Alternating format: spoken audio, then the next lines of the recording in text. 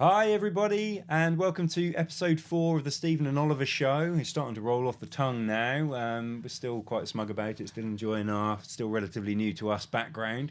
Hopefully, you're starting to see some of the content going out as well. We should have now an Instagram page up and running that you're seeing. We've got a YouTube channel, and of course, we're putting the podcast out there. And there will be us posting on LinkedIn. So, as always, we're now looking for people to give us any feedback, any ideas for episodes, any ideas for guests they think that might be useful for us to approach. This particular episode, though, is quite a meaty one. It's very topical at the moment because a lot of people have got a lot of ideas, and our aim here is to get you thinking differently. And it's about working from home versus working in the office. And I don't believe that there is a black and white right answer to this one. But when we say working from home versus the office, what's your experience of it with clients? What do you see in the world? News stories, things like that? It's such a balancing act, isn't it? And it's almost 50-50. And I've even recently seen companies saying, well, we're going to have everybody in. And so for me, it really comes down to having the conversation around what works best for you. Now, I'm finding some people, they struggle working at home. I saw a post yesterday where someone actually said they were close to just jacking it all in because they just could not work from home. They needed to be amongst people. They needed to be having the cups of tea in the tea room and those kind of conversations. They needed to be walking past people up and down the stairs. And they just find it really difficult at home. On the other side, you've got people that love the flexibility, love the quality of life that it gives them, being able to work from home and go to the office. And so there's two arguments. I think what we want to try and get out of this podcast across to people is, what can you do if you're working from home to make it work for you?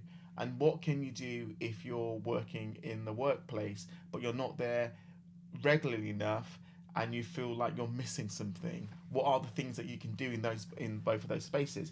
And then I think there's a bigger question with business owners and leadership teams, because they're all challenged with, what is the right thing to do?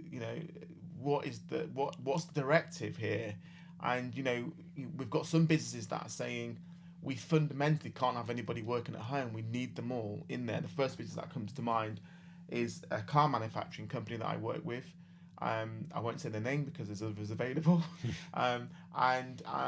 They have opted to have everybody in because they believe that's the only way that they can deliver a sustainable business. I've got other businesses that quite like the opportunity for people to work at home because it means that they have to rent less office space. It means that there's a cost saving. But then I throw out there, are some employees taking advantage of people because when you're at home you're using more electricity, you're using more water. I've heard people say I've put weight on because I'm just at home. I find it really difficult.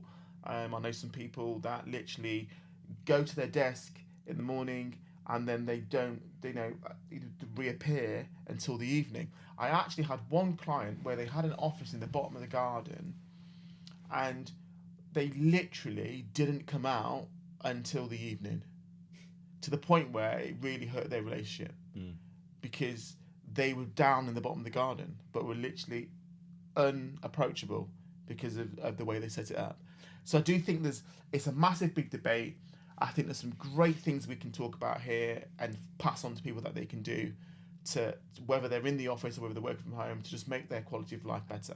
Yeah, absolutely. I think firstly, maybe starting at the top. There's some really high profile companies.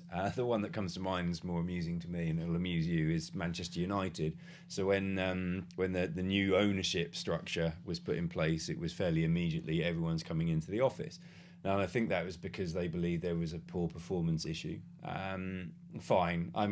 To be honest, it's not funny for the people involved, but it is quite amusing from a football context to watch how well the remanagement structure is going at that particular football club. Although there are levels, I'm a Norwich City fan, so they can still laugh at me. But in principle, that whole sweeping statement of you're all coming into the office, I would rail against every single time, and I'd happily talk to the Ratcliffes of this world, and I know they wouldn't care, but ultimately to just help them understand, if they're looking to get efficiencies and productivity out of people and making a sweeping decision, it's madness. I've got another example of a person I was speaking to only at the weekend, who they work on accounts, and they do not need to be in the premises that they're working in at all, but there are key members of staff that do, and the company wants to send the right image, that they, these members of staff have to come in, so you must do as well. And my answer there is, had they ever asked the staff who work in the business whether they need to see the finance people coming in? Because I bet they don't give a toss, to be perfectly honest. What they will care about is their own personal flexibility, their own personal arrangements. Are they remunerated correctly? Are their hours fair? Is their working environment good? Are they listened to? They are not given monkeys about what people in an office that they don't see most of the time are doing, and they might see them in the car park in the morning when they come in, and the car park in the evening when they go out. There's going to be something a lot more fundamental going on there. So what really we're alluding to there is companies thinking they know best. And you know a bit about what your business needs, and there's clearly functions within a business that have certain needs that require certain availability. Of course they do. But if you think that you know it's the best for everyone, then I can assure you right now, you're wrong. I don't really believe in rights and wrongs very often, because to the people holding the power who feel right even when they're in the wrong, they feel right. But on this occasion, I'm going to go out there and say, you're wrong. Because if you haven't consulted everybody, you don't know. Now, if you consult everybody and you still think, okay, well, 30% of my staff would like the flexibility of working from home, we're not going to provide that, you can put an explanation out as to why. We've heard you, but these are the reasons why. Fine. But if you haven't gone to if you can't be bothered to find out what your people think and give them a reason why you want them to work in the way you are, you're a bad company with a poor culture. And bad companies with poor cultures are unproductive. Doesn't mean they're not profitable, doesn't mean they don't survive, but you're wasting resources and you're disengaging your staff.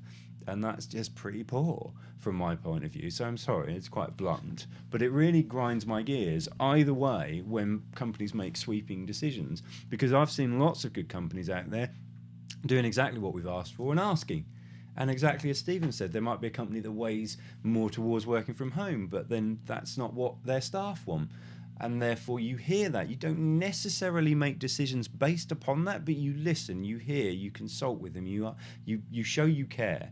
And flip it the other way around. There's people who've, through maybe poor choices, need flexible working, and the working from home is better for them. So if you take that away from them, they're going to be disengaged. Not your fault as a company, not your fault. These people have made poor choices, like maybe taking on a dog over lockdowns and things. We've heard that many, many, many times. Does not change the fact that if you take that away from them, you are going to be making them sad and disengaging them, and it's not necessarily going to be people you want to lose, And there's so many things that you can do, and this is the other side to it as well, is around setting up a guide to help you working from home, to make sure that you're taking lunch breaks, to make sure you're going for a walk. You actually provide that information. Check-ins. Yeah. One of the things I don't understand with the working from home scenario is we should be checking in on those people, making sure that they're okay, making sure that they've got the right equipment.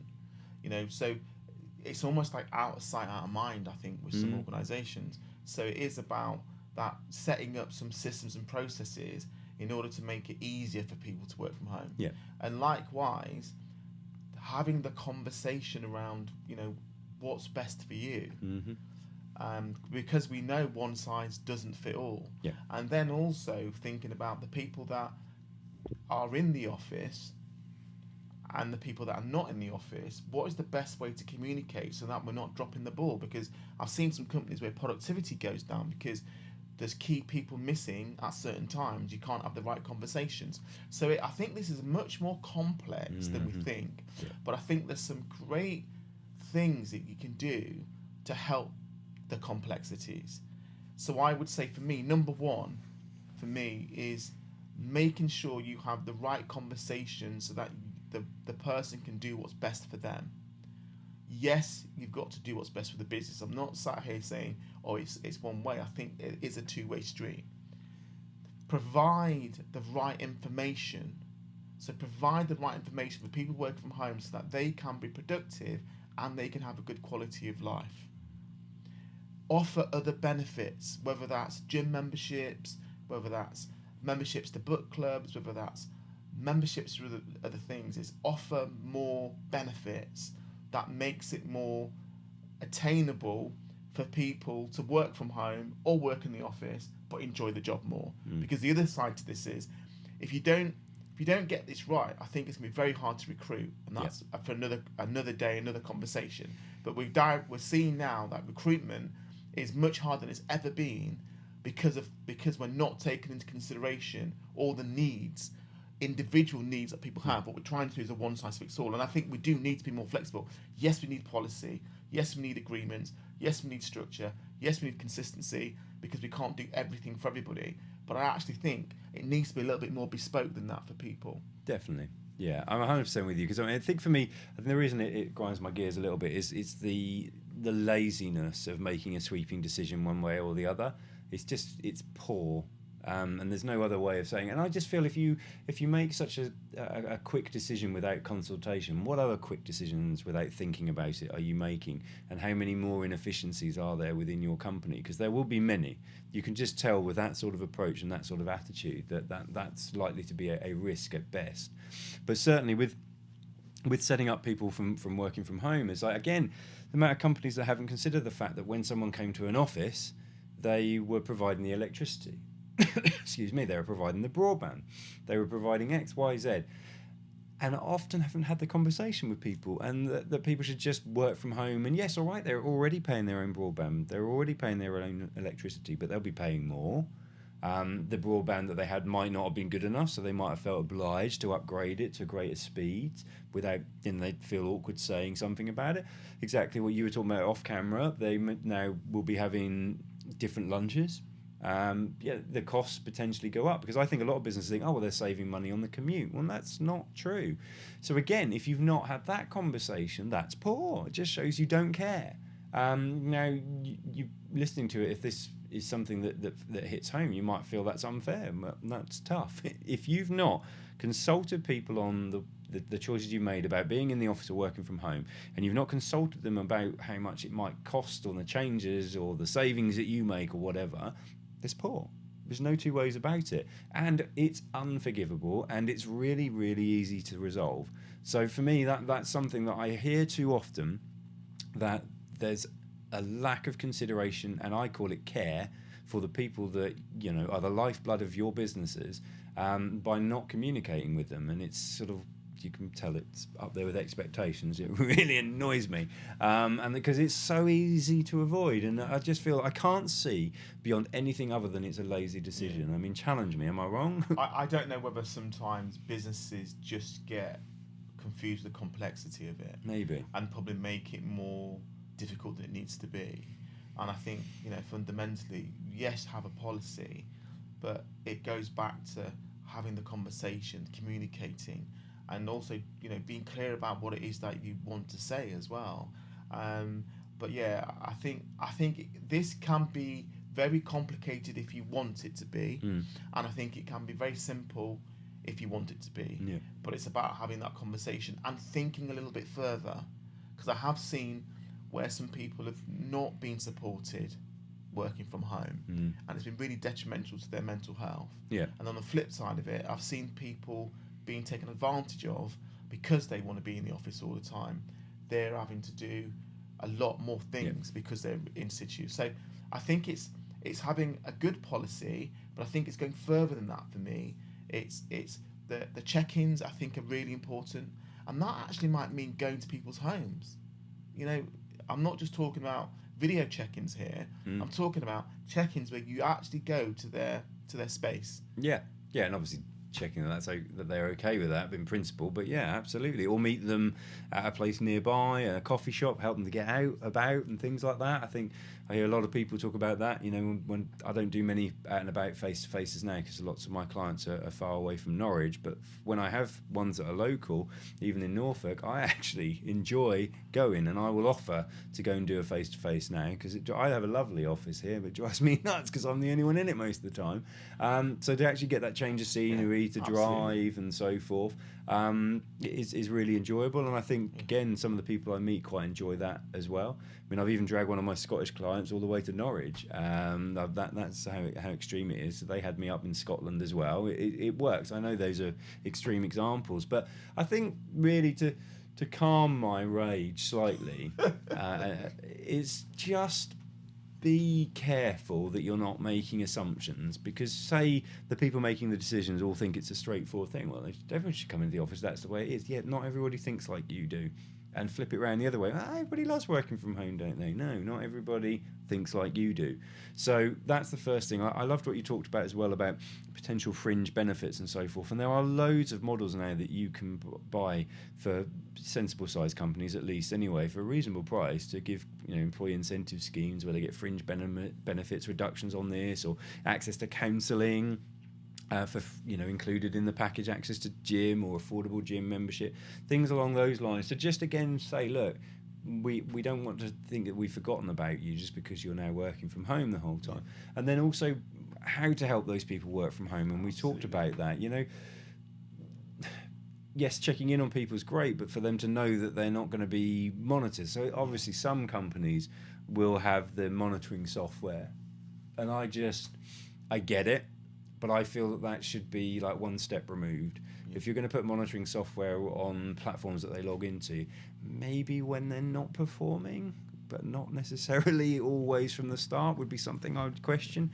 I'm not sure what message that sends, because those people, if they want to be able to in an office get up most of the time, they probably could. So they shouldn't feel like, if I suddenly, my manager's called in on me and I happen to be going to the toilet, and when I was making the toilet I just happened to catch my kids are in and I stayed an extra 5 minutes, they shouldn't be worrying about that if they're performing, because they wouldn't have had that happen in the work environment. So it is a tricky one, and I think that's the overarching point, isn't it? If you think it's easy, you're wrong. And if you think a quick decision will fix it, it hasn't. And that other point you made about finding good employees, it is a competitive world out there. And if you're not handling this well, then you are going to lose them to the good companies that do realise the importance of their employees. And I'm seeing that. I had a conversation only a few days ago with a client who I asked him, when was the last time you recruited somebody from a recommendation from your staff? And it had been 5 or 6 years earliest they could think of, and even then they weren't sure. And I said, what does that tell you? And it's like, what do you mean? Despite paying Indeed a lot of money, no one's going out talking about what a great place to work this is, and no one's saying, we've got a job coming up here, you should come and work with us. What does that tell you? And if your staff aren't advocating your place of work as a great place, and you're spending thousands of pounds recruiting people because you're having to find them, I think that's a really interesting bit of feedback that you should be paying more attention to, that a lot of companies don't think about. Because that's not even if we're not just talking about geographics there, because this is a digital thing as well. And I know there's plenty of companies that don't need to recruit, even in digital, worldwide or UK-wide environments, because if there's a colleague that finds out there's a job going, they are out there in their world saying, we have got a job coming, you should go in for this, and they never have to pay a penny on recruitment. If that isn't you, that's another thing to think about, isn't it? And it's all linked to environments that you set up. I mean, this is kind of what we're talking, I suppose, isn't it? No, absolutely. And I think this one's is going to be up for debate, and I think there's for and against. But the positive is, whichever way you look at it, it's about fundamental communication, caring for people, looking at your benefits, looking at people's well-being, whether they're working from home or they're in the office, and just get the balance right. I'm definitely seeing a lot of the balance isn't right, and a lot of people are being put on because they want to be in the office. And the other word that came to mind was trust.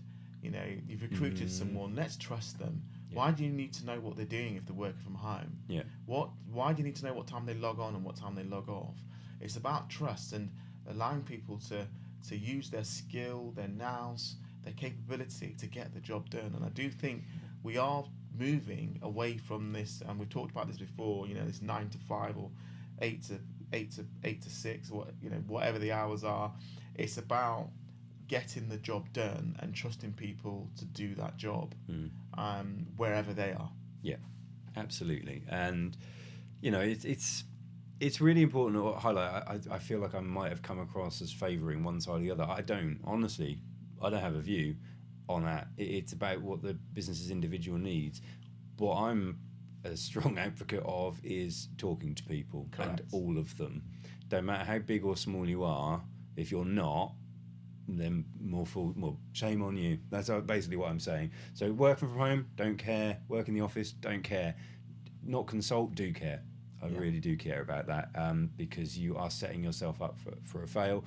And as someone who's worked with multiple clients and also had hundreds of staff in a company in the past, I know what happens when you don't pay attention to them, and I also know how important they are. And I'm not deluded enough to think that our company could survive without these people, and therefore keeping them happy is number one priority. If they're happy, then they'll keep my customers and my clients and everybody else happy, and it just goes on from there. If they're unhappy, everything else will just get slightly worse. And then if you don't think that's the case, then check me in a year and see how you're doing. So that's my 2 pennies worth on it. Any final thoughts that you'd like to say to balance out my slightly grumpy tone? I think, for me, it's about don't be afraid to have that conversation and allow that conversation to flow. And remember that everyone is an individual, and what works for one person doesn't necessarily work for another person. It's not one size fits all, and the more flexible and the more simple you make things, the easier it is for everybody. Yes. Very nice. What a lovely way to finish. So we hope that's been meaty and challenging for you. As always, we look forward to seeing you on the next episode.